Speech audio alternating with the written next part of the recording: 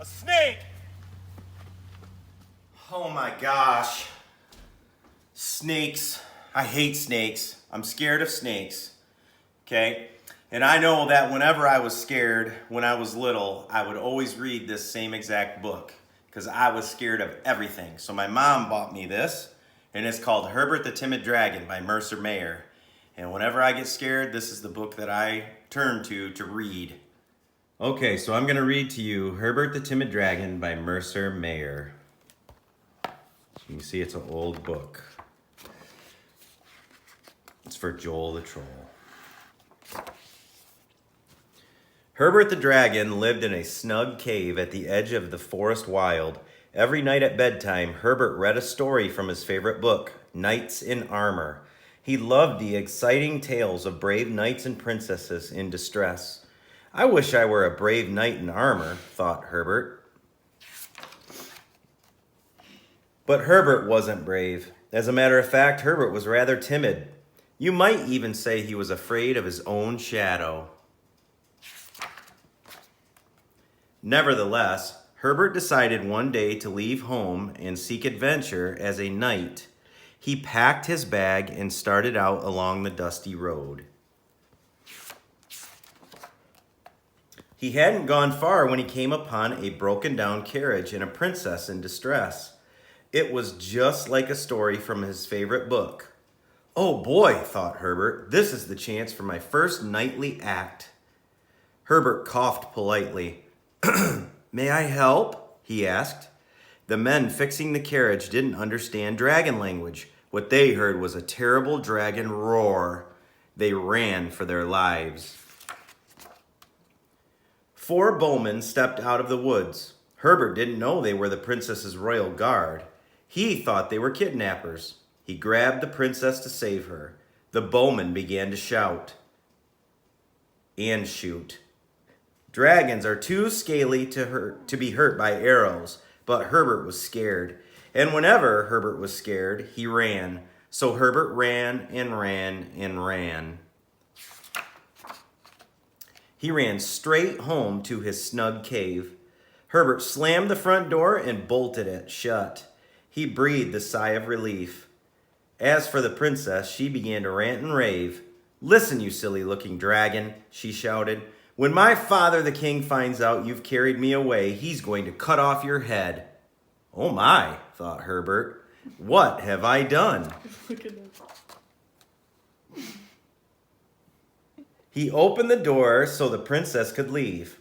Oh no, she said. My mother told me never to go out alone after dark. I'm staying right here until my father comes to rescue me. You just wait. You're going to get it. Perhaps some music will cheer her up, thought Herbert. He turned on the radio, but the princess shouted, I hate dragon music, and broke his radio. Herbert prepared a great big bowl of soup for the princess. Icky, sticky dragon soup. Ugh, cried the princess, and she threw it in his face. Herbert tidied up the guest room and put clean sheets on the bed. But the princess shrieked, Dusty, musty dragon bed, yuck, and tore up the sheets. Then she threw a temper tantrum. She smashed all of Herbert's fine dragon bone china. She tipped over his bookcase. She trumped on his toys. The princess carried on all night.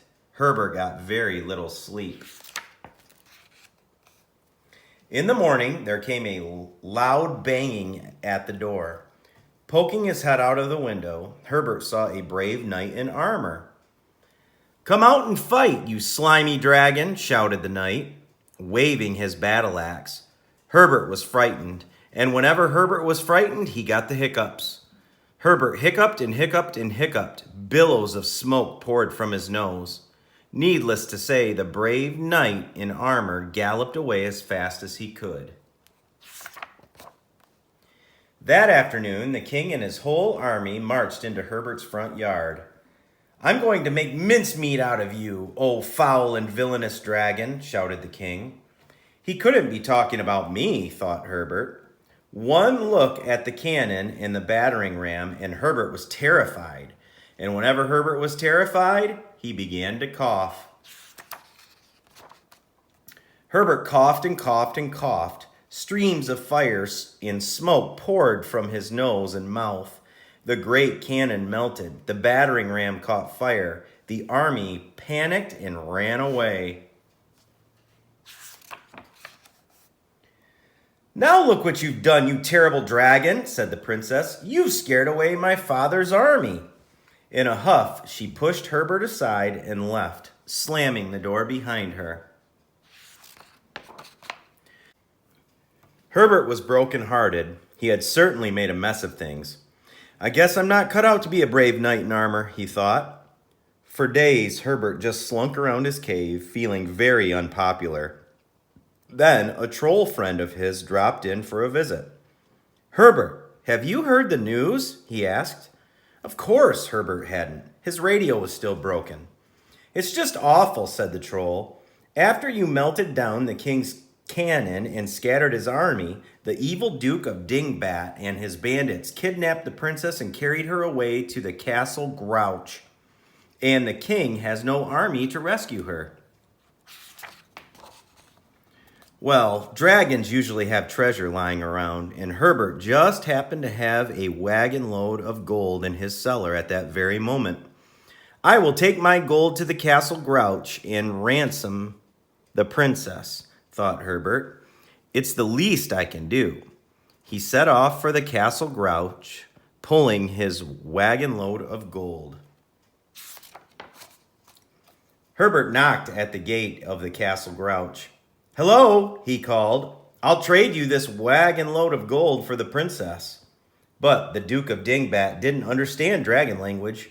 What he heard was a terrible dragon roar. "A dragon has attacked," he shouted. "Dump a ton of boulders on him. That'll fix his wagon." So the Duke's bandits pushed a ton of boulders off the castle wall right on top of Herbert. Of course, Herbert's dragon scales were so thick that he wasn't hurt a bit. But Herbert was horrified, and whenever Herbert was horrified, his nose tickled. And whenever his nose tickled, he sneezed. Achoo! Herbert sneezed a great blast that blew a huge hole in the wall of the castle Grouch. You don't have to think very hard to know that the Duke and his bandits tried to slip out the back door. But the Duke had lost his key, so they were trapped. Herbert took the princess back to her father's castle. He made the Duke of Dingbat and his bandits pull the wagon load of gold all the way. You've probably guessed that Herbert was very popular indeed. The king made him first knight and grand dragon of the realm. Then the king gave a big party with music and dancing and presents for everyone, except the Duke of Dingbat. He had to work on the safety patrol. Herbert was a knight in armor at last, but not a brave knight in armor, because he was still the same old timid Herbert. Of course, nobody knew that except the princess, and she never told anyone. However, she always made sure that no one ever scared, frightened, terrified, or horrified Herbert again. So I hope you enjoyed the reading of Herbert the Timid Dragon. And whenever you feel scared, maybe there's something you can do to get your mind off of things.